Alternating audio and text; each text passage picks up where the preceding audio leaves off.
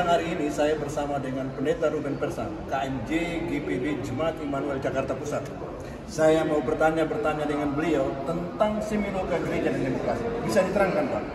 Ya, terima kasih untuk kesempatannya, Dok. Jadi ini adalah kegiatan yang sangat penting. Kenapa? Karena gereja bukan penumpang gelap, bukan tamu, bukan orang asing di negeri ini. GPIB hadir di Indonesia dan juga gereja hadir di Indonesia adalah anak bangsa Indonesia. Karena itu ketika kegiatan yang dilakukan, maka ini adalah sebuah kebutuhan dan tanggung jawab kita sebagai anak bangsa. Jadi kegiatan dari hari pertama sampai dengan hari ini itu membukakan wawasan kebangsaan kita, membukakan juga situasi kita hari ini dan juga ke depan, dan juga tanggung jawab apa yang harus kita lakukan sebagai gereja yang juga bagian dari mengerjakan misi Allah. Bagus sekali. Gereja sebagai anak bangsa. Yang saya garis bawahi adalah penumpang gelap. Ya. Kita bukan penumpang gelap. Maksudnya apa nih penumpang gelap? Jadi, kita tidak berpartisipasi selama ini atau bagaimana? Ya, jadi 17 Agustus 45, Founding Fathers kita itu sudah memproklamirkan negara Indonesia yang di dalamnya ada orang-orang Kristen di dalamnya, ada gereja di sana. Hanya saja disadari atau tidak bahwa 17 Agustus kita bebas dari penjajahan kolonial, tapi ada dua karakter yang tersisa. Yang satu lepas dari penjajahan, tapi tetap menjadi orang yang terjajah. Mohon maaf, masih banyak bagian dari negara kita, rakyat kita yang punya mental terjajah, jadi mental Buddha. Lalu kemudian untuk orang Kristen dan gereja masih dilekatkan mental atau label sebagai mental penjajah. Sehingga akhirnya yang terjadi, diakui atau tidak, dalam prakteknya gereja seringkali mempunyai jarak dengan masyarakat. Padahal kita itu adalah bagian utuh dari negara ini. Sehingga ketika ada peristiwa-peristiwa penting dan strategis bagi bangsa ini, kita dianggap penumpang gelap. Karena perilaku kita itu. Bagaimana dengan GPIB?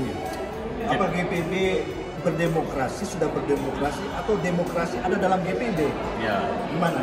Jadi beda konteks ini. Beda konteks ya. ini. Jadi ketika kita bicara GPIB, bersyukur bahwa keputusan 3 gereja mandiri GPM, GEMIM dengan GEMIT di tahun 48 itu, ketika didirikan GPIB, maka sebenarnya sejak itu GPIB sudah berdemokrasi. Kenapa? Karena keputusan 3 itu sudah memutuskan bahwa ada kebutuhan pelayanan untuk gereja-gereja, untuk pelayanan jemaat di luar wilayah mereka. Di luar wilayah mereka. Dan itu terbuka, ya. Bukan hanya yang berlatar belakang Ambon, Minahasa, atau Timor.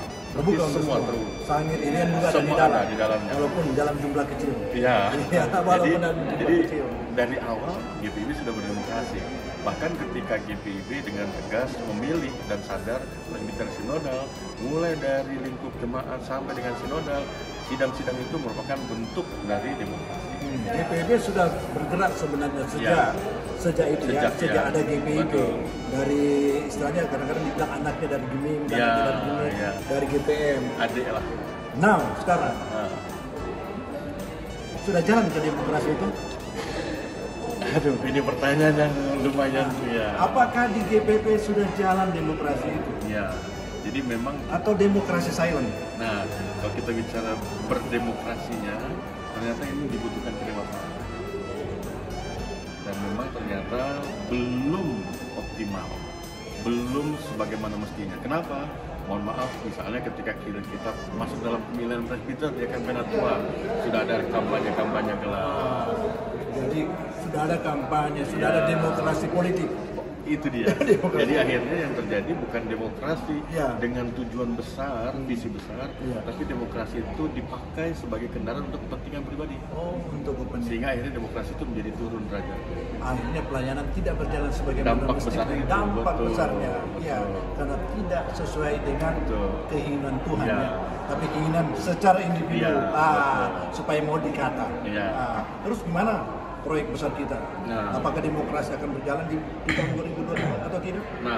Atau kada tiap tumpang pilih? Ya, jadi tetap kita sebagai gereja, kita tetap punya keyakinan, kita punya pengharapan, tapi sekaligus ada tindakan nyata.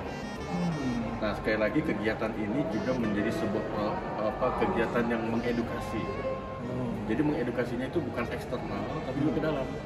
Jadi ketika disinggung soal 2025 itu salah satu momentum juga bagaimana kita menunjukkan kedewasaan berdemokrasi.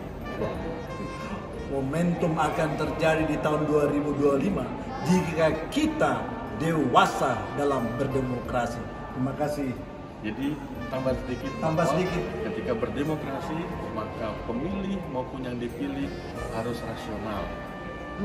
Karena pengalaman-pengalaman yang lalu yang sudah kita tinggalkan, banyak sekali peristiwa demokrasi itu menjadi hasilnya tidak maksimal karena pemilihan tidak rasional. Karena saya dekat, saya pilih. Wah, faktor pendekatan terpilih. Padahal faktor ini terpilih, faktor itu terpilih. Semoga di tahun 2025 tidak ada yang seperti itu. Karena setiap suara itu sebenarnya adalah kontribusi nyata untuk pekerjaan Tuhan yang besar. Wah, mantap, amazing. Surat suara adalah kontribusi nyata untuk pekerjaan besar dalam rangka Soli Deo Gloria. Thank you. Terima kasih. Memberkati. Luar biasa.